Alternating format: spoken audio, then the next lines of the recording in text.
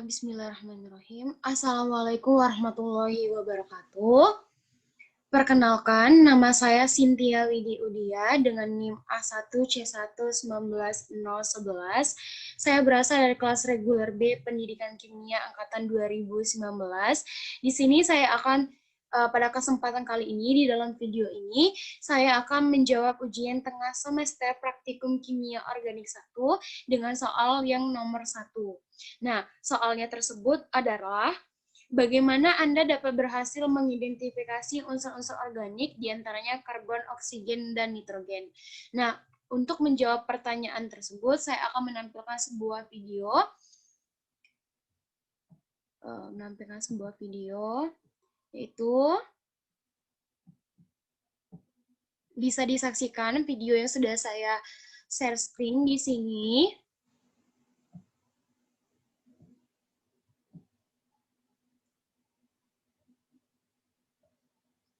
Nah, ini dia videonya. Video yang pertama itu kita harus menyiapkan alat dan bahannya. Alat dan bahannya untuk menentukan identifikasi dari unsur karbon, oksigen, dan nitrogen. Yaitu yang pertama, pada percobaan pertama kali ini menggunakan bahannya berupa 1 sendok garam, dan alatnya itu berupa sendok dan lilin.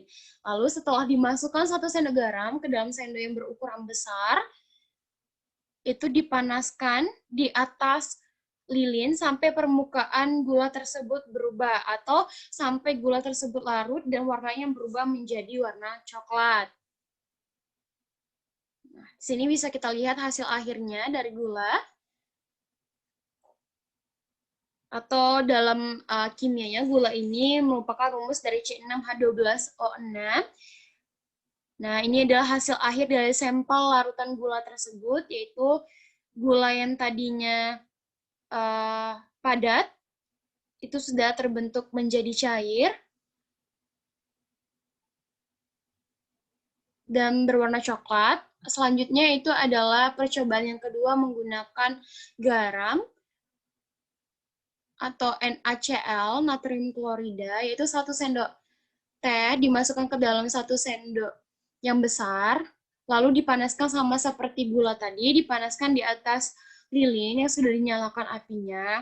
Nah, di sini tidak harus menggunakan sendok, tapi juga bisa menggunakan suatu tabung reaksi atau suatu alat yang lainnya, yang mana menurut praktikan alat tersebut mudah dan dapat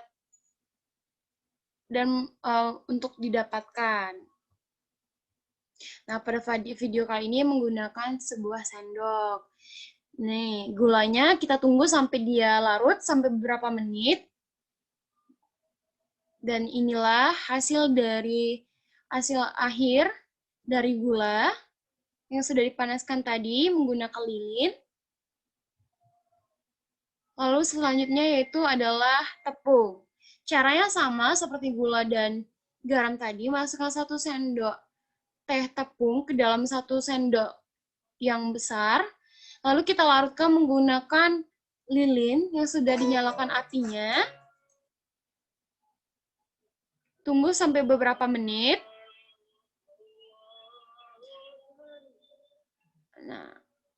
Lalu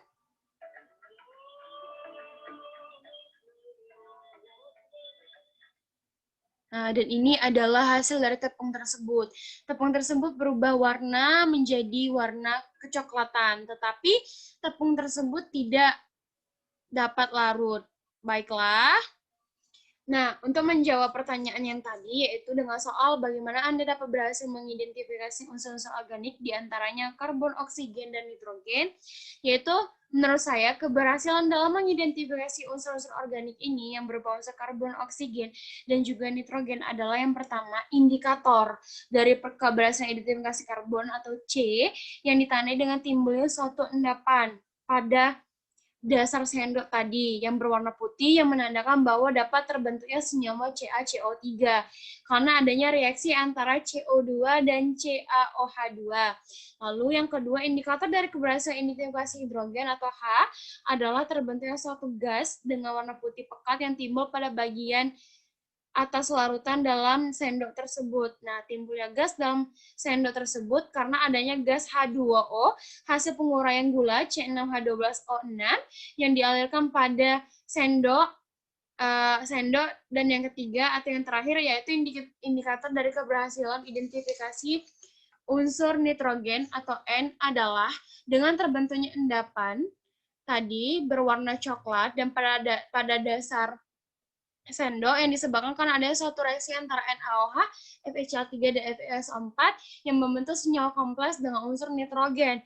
Serta hal yang menjadi indikator penting dalam keberhasilan penentuan unsur-unsur organik yang berupa karbon, hidrogen, dan nitrogen adalah praktikan dalam mengamati uap, warna, dan bau dari percobaan yang dilakukan. Kemurnian dari suatu zat tersebut yang akan diidentifikasi juga merupakan sebuah indikator yang penting yang harus diperhatikan. Dan keberhasilan alat yang digunakan pun harus menjadi perhatian dari praktikan agar pada saat percobaan tidak ada zat lain yang mengkontaminasi zat yang akan kita uji tersebut. Lalu, soal yang untuk nomor 1B, yaitu berdasarkan data dan informasi yang Anda peroleh dari ketiga unsur tersebut, jelaskan apa saja kelemahan dan masukan dari Anda untuk perbaikan prosedur percobaan tersebut.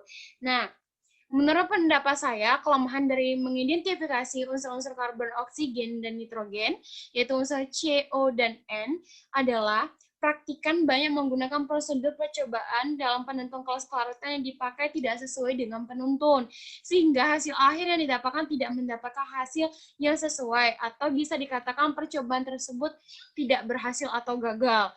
Yaitu contohnya tidak didapatkan kemurnian dari unsur karbon, oksigen, maupun nitrogen, serta tidak dihasilkannya uap pada sendok tersebut.